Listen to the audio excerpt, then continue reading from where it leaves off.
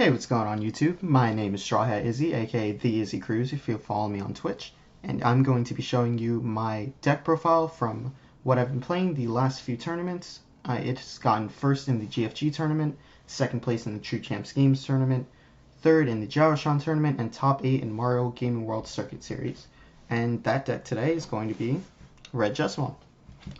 So as always, we'll start off with babies, and if you guys like the video, just press the YouTube buttons. Babies, we played 4 Demi-Maramon. I don't think you really need any other type of baby in this deck. You just want the extra DP to be able to swing with things that aren't Jesmon, because sometimes you can't get to Jesmon. So you just have to have that extra aggression.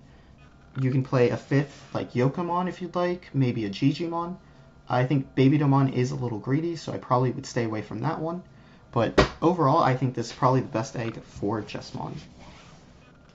And then from there, we actually only play 9 rookies, and I'll explain this in a second. So we played 4 Huckmon, 2 of the old starter deck Agu, because getting the extra 1000 is really relevant into beating over things, 3 of the new starter deck Agu, which gives plus 2000, so that when combined with Demi-Maramon, when you're swinging at security, it gives your guy plus 3. So now all of a sudden your champions and your ultimates hit like 9 and 10k, which is really strong into this format. And then finally 4 starter deck Galamond, because being able to draw cards when deleting things is really strong. Just due to the fact that Judgement needs to see its pieces, being able to draw cards and filter into those cards is really powerful. Now you may be asking, Izzy, this is 13 rookies, not, 9. Well, here's my theory on this. These are definitely rookies. You always want to evolve these in the racing area. However, Huckmon, to me, is not classified as a rookie. This card is always a search card unless you already have your full line in your hand. You should always be playing your Huckmon in your battle area unless you already have your full line, or you're so far ahead in the game that evolving in the back won't affect you. But you should really get the most utility out of this card in your battle area every single time. So 9 rookies, 4 Huckmons, 13 technically. From there, our champions are 4 Bao Huckmon, because this card is incredible in the mirror. It's searchable, so it lets you get to a champion, and you want to be able to get your pieces as fast as possible, so you play the most searchable cards. Makes sense to me. 3 starter deck Greymon, because security +1 is really strong into the security control matchup especially. A little less potent into like the Gabumon matchup, but I think it's really good to have a champion that does something, and Greymon's probably like the second best one behind Balhawk in this deck. And then from there, we played 3 Geo Greymon from the starter deck. So Geo Greymon is really strong.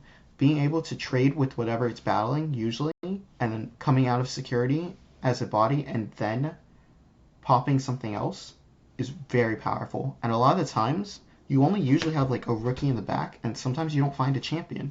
So when Geo Greymon pops out and you have that savior in your hand, you're like, oh, now I can just Digivolve the savior right away. I don't even have to waste time Digivolving to a champion. So really strong card. There's no blockers here that we chose to play because blockers are kind of irrelevant this format. Bond deals with them so well, Jesmon beats over them, Balhawk deletes the 5Ks, so there's so much removal for the blockers. So we just played cards that like generically did something really well.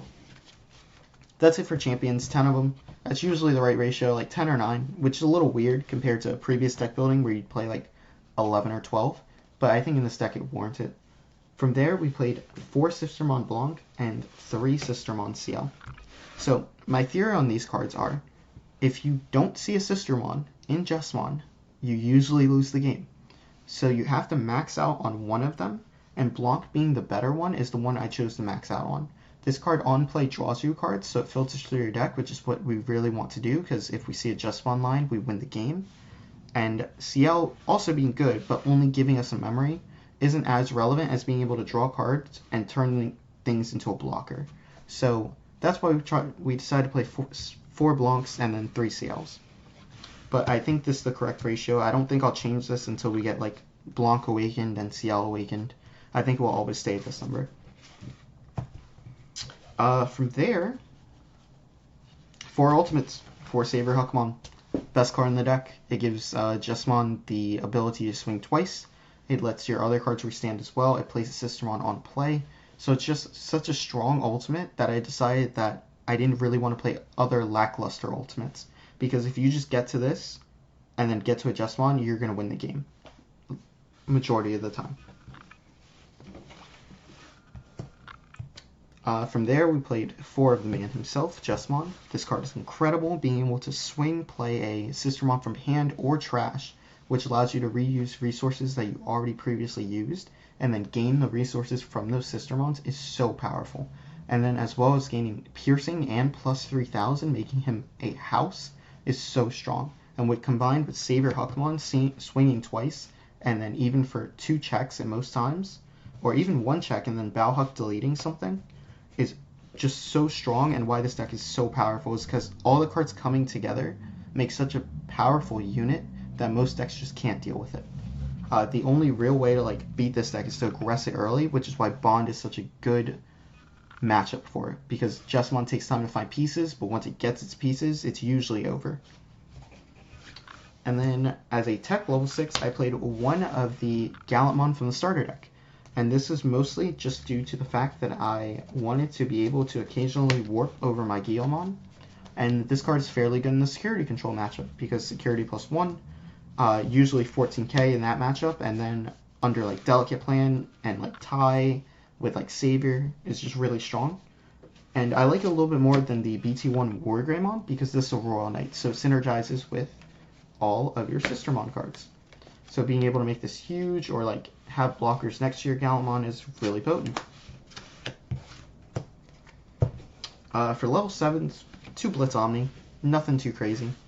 This card's really good into the musket matchup, especially because when you swing and you leave them suspended, they don't really have an out to it unless they play Cocytus Breath. They can Millennium on once, but then you'll just get rid of the source and then they have to find another Millennium on. But a suspended Omni in that matchup is terror for them. It's so hard for them to beat. And then in the security control matchup, you can swing and force them to use 2 removal cards. Even a Wyvern's Breath usually doesn't kill it because the CL is next to it, making it 16k on their turn. So 2 Blitz Omni is really strong. It ends games, which is the other major benefit of it. But it also being a Royal Knight just synergizes so well with the deck. And we just want cards that synergize well together. For our option cards, 3 red memory boost. Do not play less of this card. I understand there are memory snatchers in the format, such as Gazimon, Madoki Betamon, the Chumon. However, this card's main utility is just to be able to get to pieces, because that is the name of Jesmon. Get to your pieces, win the game. We play 3 because we want to see it as fast as possible. You want to be able to go, the ideal turn going second is Rookie into Red Memory Boost into Huckmon. And if you can hit all of your pieces between those 9 searches, 9 cards that you're going deeper into, then you'll usually win the game. And you get to a Jesmon stack really early. From there, we played 2 Judgement of the Blade. This card can alternate between 2 and 3. Right now I'm just playing with 2. Maybe sometimes it'll be 3. It really just depends. But this card being able to play sistermon from hand or trash when hitting security, and then adding itself to your hand so that you can turn your guy into a Chaosmon later, is just so potent. Very, very strong. One of the most broken options I've ever read, probably on par with Ice Wall and Blinding Array, HPD. So it's definitely in the top 5 of option cards. From there, we play 2 Delicate Plan because this is a security format, basically. Bond is basically a security deck. Agu Bond is basically a security deck, the security control deck, and then Musket. So you just need to have some type of defensive option against those cards.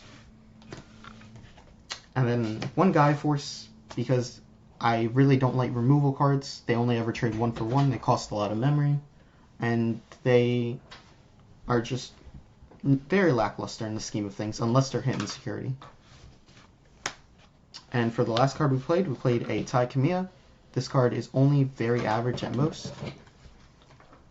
Just getting you to 3 memories, its best utility. It having security +1 is fine. However, it doesn't really come up. And past turn 1, turn 2, you don't really want to be playing it.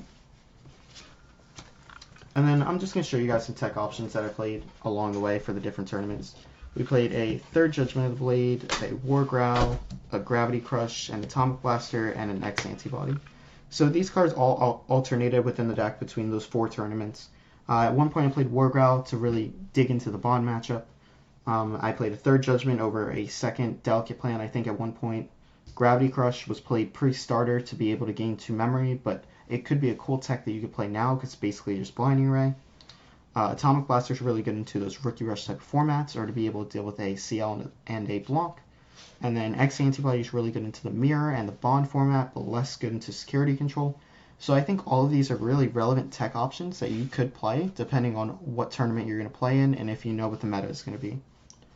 But yeah, that's it for me, you guys. If you liked the video, press the YouTube buttons.